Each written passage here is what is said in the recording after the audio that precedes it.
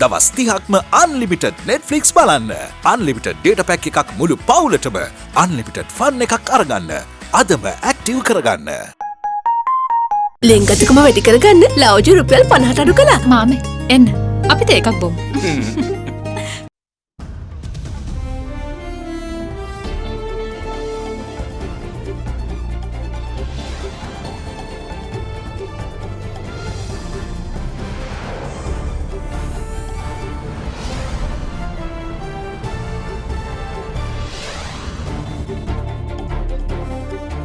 In your headlines tonight, rising concerns. Minuangoda cluster cases rise to 1,044 as PCR testing goes full speed ahead. DIG Ajit Rohana joins us tonight to discuss the latest on the COVID-19 cluster. Presidential plea. President Gotabaya calls on the public to follow health instructions and not fall prey to fake news.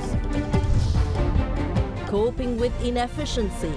COPE committee takes on massive 1.1 billion rupee Lanka Coal Company losses in its inaugural sitting. No escape. Former Army Chief General Mahesh Senanayake says Army intelligence knew of Badiuddin's sibling Zaharan escape aid.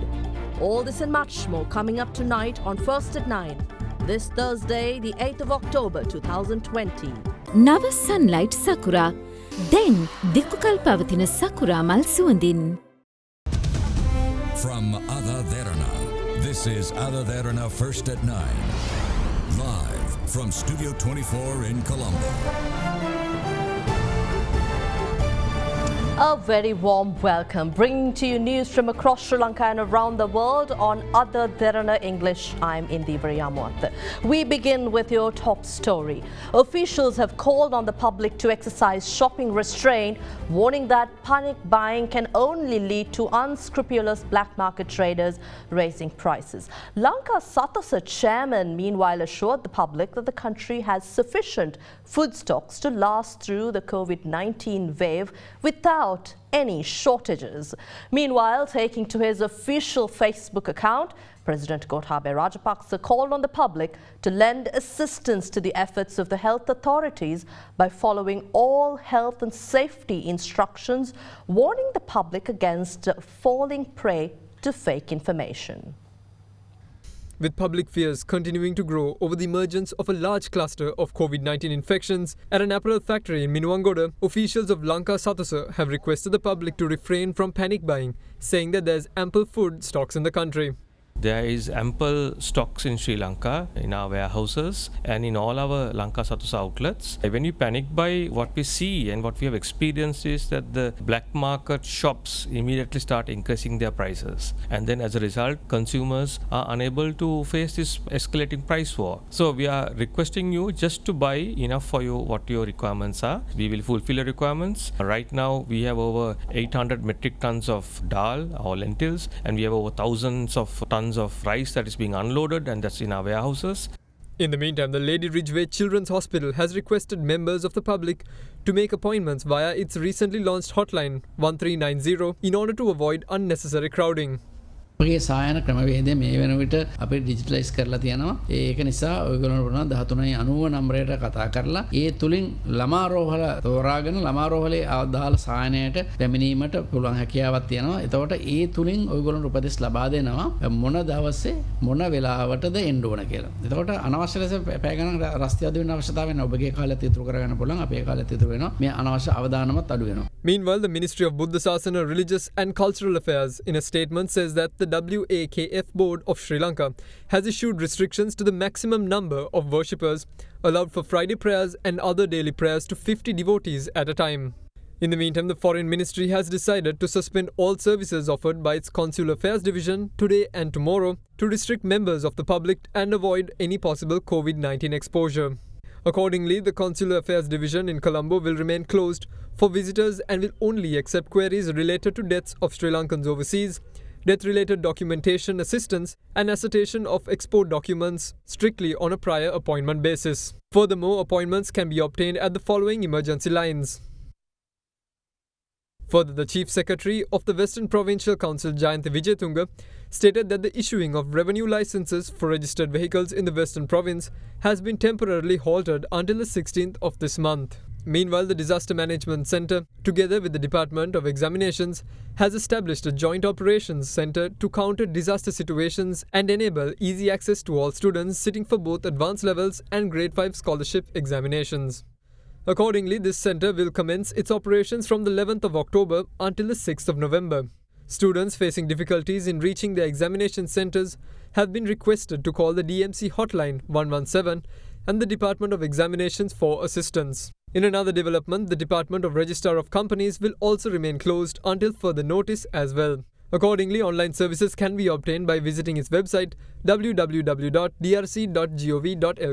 Meanwhile, President Gotabaya Rajapaksa took to social media to remind the general public of its responsibilities in assisting the government in its containment efforts. At a time when the COVID-19 pandemic is sweeping the globe, we defeated it together as a strong nation. Today, COVID-19 is activating back in our country. As before, our health, security and other services are doing its best to save us from this pandemic. Continuing this, the President added, "In this challenging situation, I urge you to follow the instructions given by the health authorities and obtain the necessary information from official government information services without being deceived by false propaganda spread by various groups."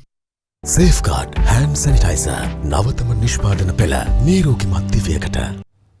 Now, the surprise Minuangoda COVID-19 cluster has shaken up the nation that had just begun to believe that Sri Lanka was in the clear after 2 months of relative normalcy. With fresh cases continuing to rise on a daily basis, the million-dollar question now remains whether there will be a need for an island-wide lockdown, or will authorities manage to contain the spread before it gets out of control.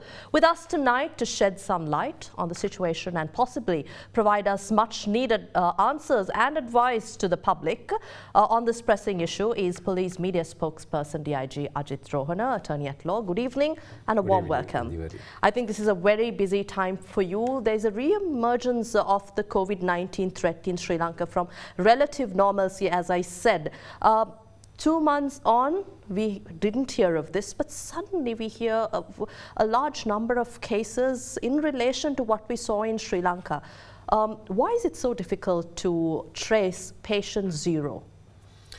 Yes, but now we are conducting a program along with all the stakeholders in order to, prevent spreading of this disease. Especially now all the stakeholders are in the battlefield, the health authorities, the police, especially Sri Lanka Army, Tri-Forces, and apart from that other governmental institutions.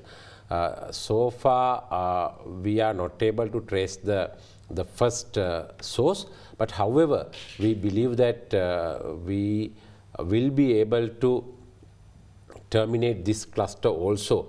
And as you all know, we had 32 clusters before this Minuangoda cluster, Brandix cluster. We were able to deactivate all these clusters. So health workers, the police, and especially our intelligence agencies, we are working together. So therefore, we believe that, in the near future, as we did in the past, we would be able to deactivate this cluster. Is this sudden re-emergence after 2 months an indication that these cases might have been floating around in public gathering areas, public areas? And also, the second question which links to this, DIG Rohana, is whether police bases your action this time around on a particular strategy, or are you taking it case by case, because this is not quite similar to what we saw before? Actually, this particular problem came to the surface on the Sunday morning. Right. So Sunday morning, initially we started some programs, but now we have a strategical approach along with all the stakeholders, because as usually what we did was we had 3 mechanisms in order to prevent COVID-19. Number 1, identification. Number 2, isolation. Number 3, tracing. So as usually, our intelligence services, they follow the same theory. Now we have identified the COVID patients and apart from that the close contacts, and they have been isolated, and apart from that we are tracing the other contacts also. So that particular process is implemented. It is very clear that there is a considerable threat now currently with the current cluster and its spread, but how successful has authorities been in tracing these cases, especially the Minuwanguda cluster and its cases emanating from the threat, and how strictly are you enforcing law and enforcement? Because we did see during the first wave a strict law enforcement mechanism. How strong is it today?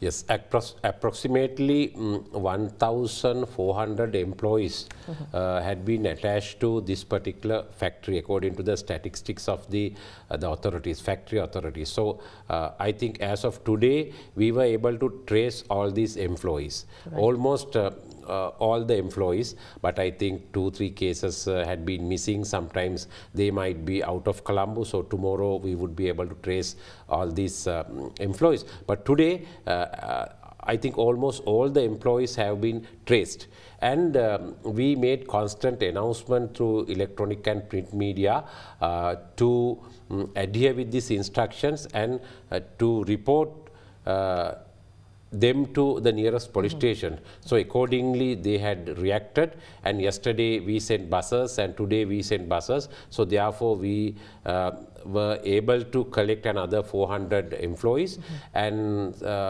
approximately 900 employees have been sent to hospitals, and apart from that quarantine centers, so they are being treated there. That is the strategy we are following, but today is the final day, because now we have issued a quarantine order, right. And we have informed not only the employees of Brandix Minuwanguda, but also their relatives and contact persons, that if they know that they have a contact with this COVID positive patient or an employee of that particular factory, so they need to divulge the truth, and they need to inform the health authority, or otherwise they need to inform the officer in charge of the respective police station. So if they don't do it, if they are not going to compel that particular order, so they will be dealt with the law. You did mention that you've asked these cases, the public or those who have come into contact with these cases, to tell the truth, to speak the truth. But why is there a certain stigmatization surrounding this COVID-19? Because we see this time around that there is some kind of resistance in talking to the police, in reporting any risks they might have been associated with. What is this about? Because we see this pandemic growing across the world, and Sri Lanka, we could still say that we have been exemplary in managing the situation. But why? Yes, I think on one hand, now we started this quarantine curfew initially on the 18th of March, and the quarantine curfew had been in existence for a period of almost 3 months.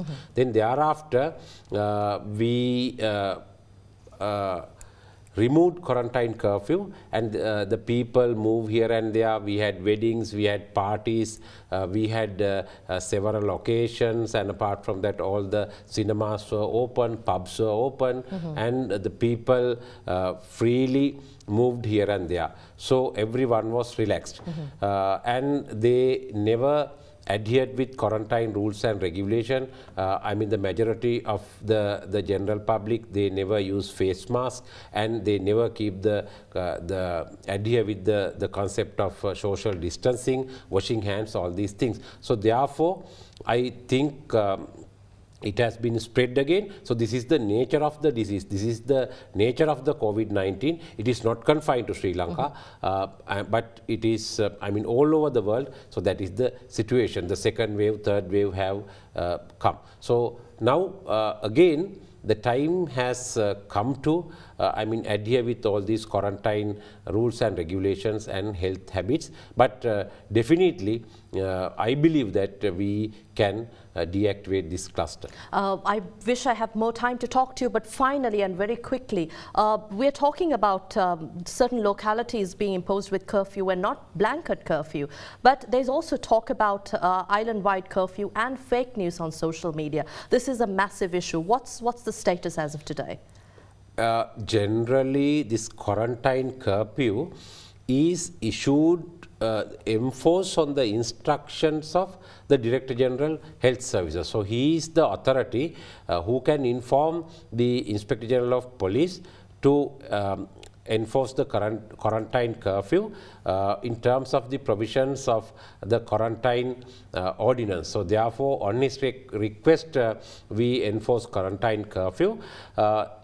He is making his request on the statistics and COVID positive cases. So therefore, he has identified certain areas, 18 police areas. So according to on his request, so we have imposed quarantine curfew. But the second question is that, we don't have any idea to extend this curfew to, the whole country. At the moment, because according to the statistics and COVID positive cases that have been found in the areas where we have imposed quarantine curfew. But the second question is this fake news. Since the inception of this pandemic, we were facing this situation, and as you all know, on Monday evening, there was a fake news, along with this Derana with our logo. Your logo, and apart from that, with the letter heading of Presidential Secretariat, that on the following day, it means Tuesday, the government was intending to enforce quarantine curfew island-wide. But it was a fake news, and we deployed 3 teams in order to conduct investigation, the Criminal Investigation Department. And today, we were able to trace the suspect. That suspect is 18-year-old boy. He's from Mitiagoda area. Now he has been arrested, and he has been arrested on 3 offences of Sri Lanka Penal Code, Computer Crimes Act, and apart from that, Police Ordinance. Tomorrow he would be produced in Colombo Chief Magistrate Court, and we are going to make a request from the court to remand him for further investigation. So my request is, all the general public, especially the youths, the youngsters, they should not create these type of fake media news. And apart from that, no one should share or no one should forward this type of fake news that have been circulated in the social media. They will be dealt with seriously by the law. Yes. Thank you very much for your time, DIG Ajit Rohana. We had with us police spokesperson, attorney at law, DIG Ajit Rohana, joining us to shed some light into the current situation. Moving on to other local stories, the country's new virus cluster in Minuangoda has now risen to 1,044 patients, with the detection of 16 fresh cases today. Among the new infections were an expectant mother who was receiving treatment at the Castle Street Hospital and a student of an IT campus in Colombo. With the student uptick in cases, or rather the sudden uptick in cases, authorities are urging the public to not stray from health and safety protocols laid down by the government to prevent the cluster from turning into an island-wide virus wave. With the detection of 16 new cases, the number of infected people resulting from the Minuangoda COVID-19 cluster rose to 1,044 last night. මේ අවස්ථාව වන විට රෝගීන්ගේ ආශ්‍රිතයින් අතර PCR පරීක්ෂණ කරමින් පවතිනවා. මේ යන ප්‍රවණතාවයත් එක්ක අපි බලාපොරොත්තු වෙනවා විශාල රෝගීන් ප්‍රමාණයක් වාර්තා නොවේ කියලා. ඒ ඉතාමත්ම සාධනීය කාරණයක්. නමුත් තවමත් අපි ආසාදනය වීමේ අවදානමට ගොදුරු වෙච්ච අය තවමත් අපි හඳුනා ගනිමින් පවතින්නේ. ඒ නිසා ඔවුන් සමහර විට ගම්පහ දිස්ත්‍රික්කෙන් බාහිරවත් සිටින්න පුළුවන්, විශේෂයෙන්ම කොළඹ නගරය තුලත් සිටින්න පුළුවන්. ඒ නිසා අපි නිතරම හිතන්න ඕන අපේ මේ සමාජයේ මේ COVID-19 අපි නොදැනුවත්වම තියෙනවායි කියලා. Meanwhile, steps were taken to temporarily shut down the Minuangoda police station after the police cafeteria operator tested positive for COVID-19. According to health authorities, he had contracted the virus from his son, who is an infected employee of the Brandix apparel factory in Minuwangoda. This resulted in the quarantine of all officers attached to the Minuwangoda police station and the transferring of the station's duties to the Gampaha police station.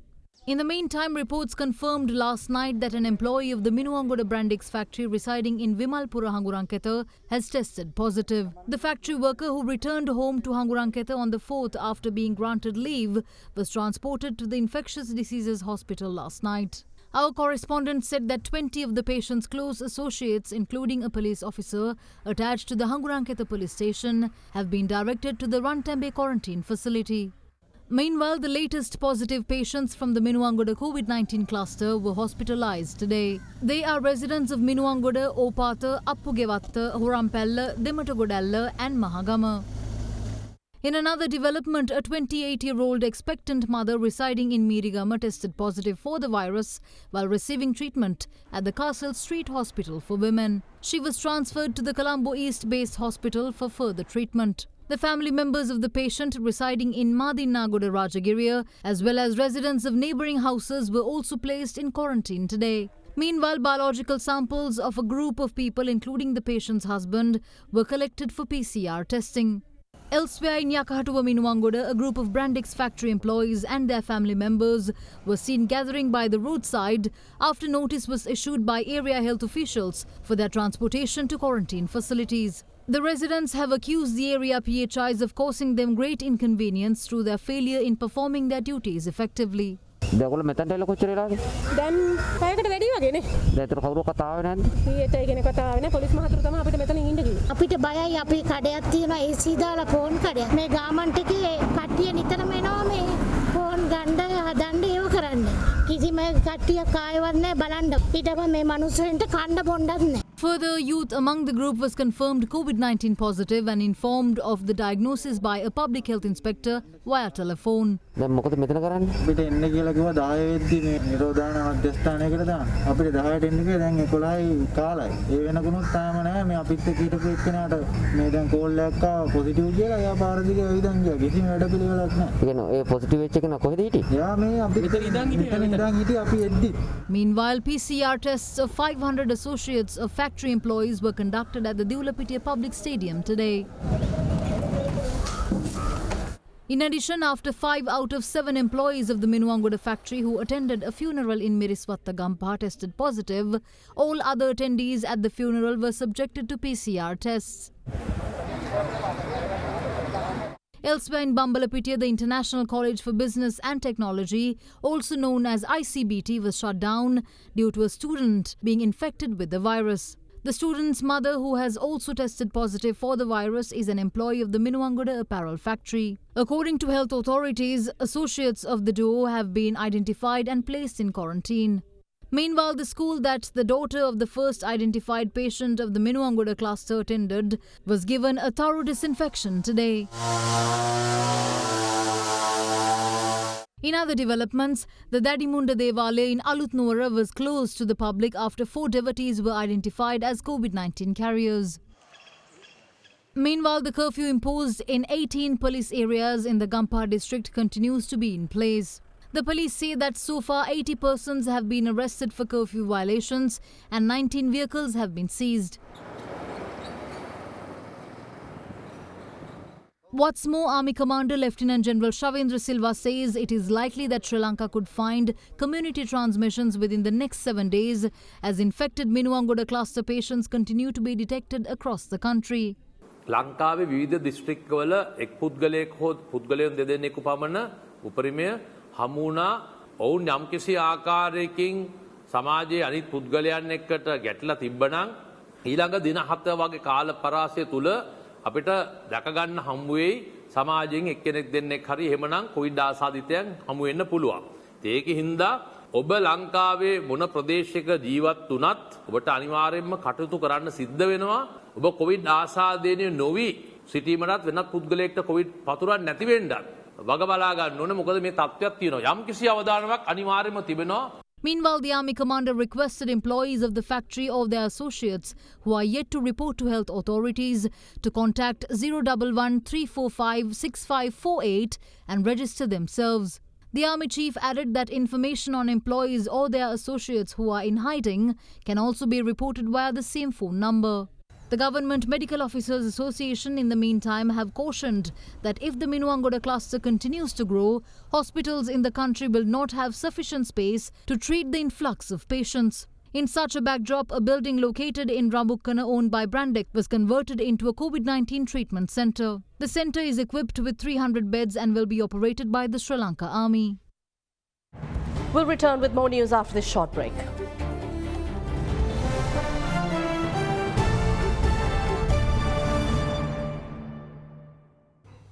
Apparel manufacturer Brandex released a statement yesterday clarifying rumours and laying to rest concerns levelled against the company regarding 3 charter flights used to repatriate its Sri Lankan employees from Visakhapatnam in India. The company stated that no foreign nationals have been employed at their Minuwangoda facility, as alleged in rumours circulating on social media.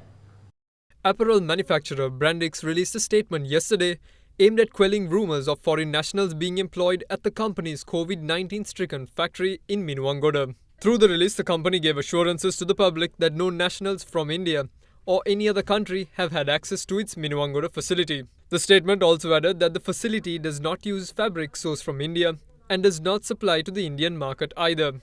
Further, with regards to questions raised over a repatriation flight from India, the company stated that it had operated 3 chartered flights from Visakhapatnam, India to bring back its Sri Lankan employees working in India along with their families. Brandex assured the public that all the returnees from India had undergone the mandatory 14-day quarantine procedure and underwent the PCR test as well. The company stated that none of the Sri Lankan returnees or their family members had visited its manufacturing facility in Minuwangoda. Brandex also responded to a video circulating on social media purportedly requesting its employees to report to work following the discovery of the COVID-19 patient at its Minuwangoda facility. The company stated that the individuals identified in the video were not Brandex employees, but were instead employees of a third-party cleaning service provider contracted to its Minuwangoda factory. Former Army Commander General Mahesh Senanayake told the East Commission yesterday that before the attacks, Army intelligence was informed that Zaharan Hashim had been helped by a brother of former Minister Risad Badruddin to flee to India by boat. The retired Army commander, who is currently in Dubai and provided his testimony via video link, also accused the CID and the TID of stifling any attempt by the Army to investigate extremists. The Presidential Commission of Inquiry investigating the Easter Sunday attacks was scheduled yesterday to hear evidence from General Mahesh Senanayake, who was the commander of the Sri Lanka Army at the time of the Easter attacks. However, due to the former Army commander currently being in Dubai and unable to return to the country due to COVID-19 restrictions, his testimony was recorded via video link. At the outset, Senanayake was asked by the Commission when it was that he first heard of Zaharan Hashim. He replied, "I first came to know of Zaharan Hashim when I was the Security Forces commander for Jaffna." He added, Army Intelligence had previously mentioned Zaharan's name during meetings of the Army Intelligence Board and at intelligence coordination meetings, in connection with the Mavanalla Buddha statue incident and the Vanatha Villupa explosion. We had also informed the Chief of National Intelligence on Army Intel that a brother of former Minister Risad Badruddin had assisted Zaharan Hashim to flee to India by boat. Senanayake also stated, during investigations into extremist activities, issues had popped up between the Special Bureau under the Police Department and the Army Intelligence. Continuing, he added, it was the CID and the TID that created problems. Although we shared the information on the discovery of explosives in Vanatha Villupa with them, they did not allow the Army to participate in the investigations thereafter. The Army has the right expertise to carry out these investigations. I even asked the former Defence Secretary Hemasiri Fernando to permit us to be involved in the investigations. However, we were not given the chance. Even when the Buddha statues were vandalized in Mavanalla, our team was told by the Gampola police that our assistance was not required and asked us to leave. One of the reasons we find ourselves in such a situation now is because we were not allowed to carry out investigations. The senior state counsel then asked the witness what measures the Prime Minister had come up with to curb extremism when the issue was discussed at the National Security Council just before the terrorist attacks on Easter Sunday. Senanayake replied, he wasn't at the National Security Council for us to seek his opinion. The former Prime Minister Ranil Wickremesinghe used to leave the National Security Council after 5 or 10 minutes. About 5 minutes after his departure, the former Minister of Law and Order Sagal Ratnayaka would also leave the National Security Council meeting. Hence, the Prime Minister couldn't give us instructions on how to curb extremism. The senior state counsel then asked him, "What sort of conversations did you and State Intelligence Service Director Nilantha Jayawardena have after the bombings?" The former army commander replied, "Nilantha told me that more bombs could be set off. He was also speaking to the director of the Army Intelligence Board. We even met during the New Year holidays, but he never mentioned this. I still have big question marks over the reason the intelligence warnings were not shared with the army." Meanwhile, MP Sivanesa Ture Chandrakanthan, alias Pillayan, was summoned before the Easter Commission today to give evidence, but his testimony was not open to the media. Further, MP Rishad Bathiuddin also appeared before the police unit of the Easter Commission this morning to record a statement. Now, the Committee on Public Enterprises took umbrage at revelations of massive losses amounting to a staggering 1.1 billion rupees racked up by the Lanka Coal Company through tenders for coal purposes. Now, the new COPE committee, in its first sitting under the new government, was told by company officials that the losses were a result of the company not specifying coal order quantities in its tender processes. The committee also critiqued the company for accepting applications from companies with less than the required number of years of experience required for eligibility. The Committee on Public Enterprises convened for its first sitting yesterday, where officials of the Lanka Coal Company were grilled on procurements made by the company. It was revealed that the government had incurred losses of Rs 1.1 billion due to the company not specifying order quantities when calling for tenders for the purchase of coal. Company officials told the committee that they expected to take advantage of fluctuations in market prices by purchasing coal under a short-term method rather than a long-term method. Further, the committee stated that the company was placed at a disadvantage as tender applications had been issued to companies with only 3 years of experience, despite requirements for 5 years of experience. The COPE also recommended the submission of a report in order to ascertain if the involvement of the Sri Lanka Shipping Corporation in purchasing coal would result in a loss instead of having another institution purchase coal through the normal tender system. The committee also revealed that no formal procedure had been followed on the last day of bidding and called for a full investigation. Meanwhile, it was also revealed that despite the Lakvijaya power plant in Noracholai being added to the national grid to meet a 900 megawatt electricity requirement, there was an unavoidable shortfall of 90 megawatts, adding only 810 megawatts to the national grid. The committee also questioned the reasons for handing over 3 barges purchased by the Ceylon Electricity Board at a cost of 1.1 billion rupees to the Sri Lanka Navy. The committee directed the Secretary of the Ministry to submit an immediate report on the handing over of the barges to the Navy and the reasons for their inability to maintain them. A top-level Chinese delegation led by former Chinese Foreign Minister and the current Communist Party Politburo member Yang Jiechi arrived in Colombo today, being the first ever Chinese national visit in the South Asian region since the global coronavirus epidemic. The visit is expected to strengthen cooperation between Sri Lanka and China in the areas of combating the global pandemic and revival of economic relations. The visiting Chinese delegation is expected to meet with President Gotabaya Rajapaksa and Prime Minister Mahinda Rajapaksa tomorrow. The travel bubble set up for the purpose of this important visit will confine the delegation to Colombo and restrict their engagements to just 2 meetings with the head of state and the Prime Minister under strict health protocols prescribed by the Ministry of Health, stated the Ministry of Foreign Affairs.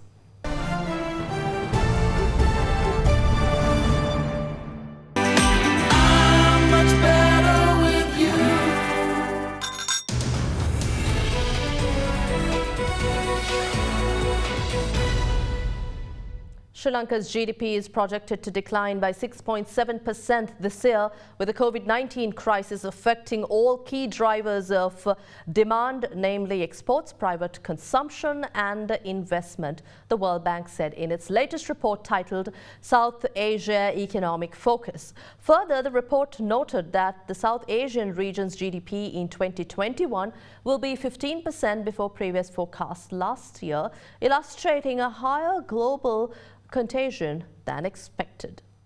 The World Bank's South Asia Economic Focus Report says that with the COVID-19 crisis having substantially clouded the outlook and exacerbated an already challenging macroeconomic situation, the Sri Lankan economy is expected to contract by 6.7% in 2020, with all key drivers of demand affected, such as exports, private consumption and investment. The World Bank also forecasts Sri Lanka's fiscal deficit to widen sharply to 11.1% this year from 6.8% in 2019, with the debt to GDP ratio exceeding 100% from 86.8% in 2019. The World Bank also expects Sri Lanka's debt to GDP levels to remain elevated over 100% levels in 2021 and 2022 also. Meanwhile, for South Asia, the regional economy is projected to contract by 7.7% this year, by far the largest decline on record.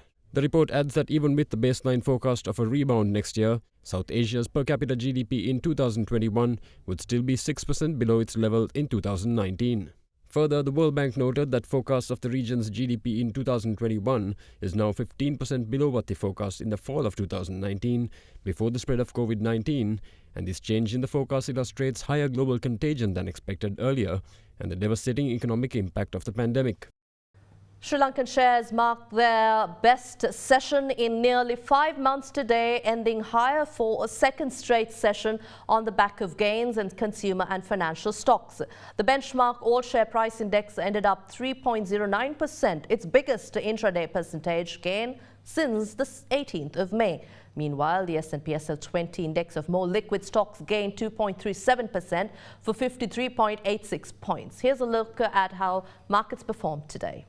The stock market regained momentum similar to last week after early this week's slowdown with the rise in COVID-19 third wave. However, with the investors getting used to the situation, we saw strong buying interest coming back into the market as the ASPI witnessed today a 171-point gain in the index. The S&P SL20 also saw a 44-point gain in the index with heavy retail and high net worth individual participation. So retail participation has been significantly high today with 21,000 trades taking place. On turnover, we saw 2.9 billion rupees of turnover. In addition to that, most of the trading has been on-board trading. On the foreign front, we saw a net selling pressure of around 833 million rupees. The Sri Lankan rupee was quoted firmer at 184 rupees and 15 to 20 cents to the US dollar today,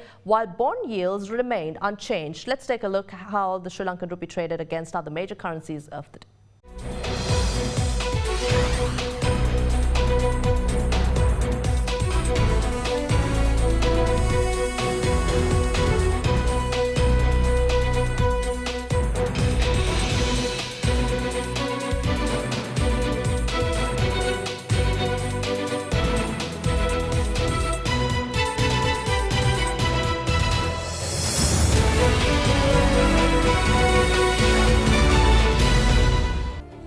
That wraps up tonight's edition of First at 9. Thank you for watching. Have a pleasant evening. Good night.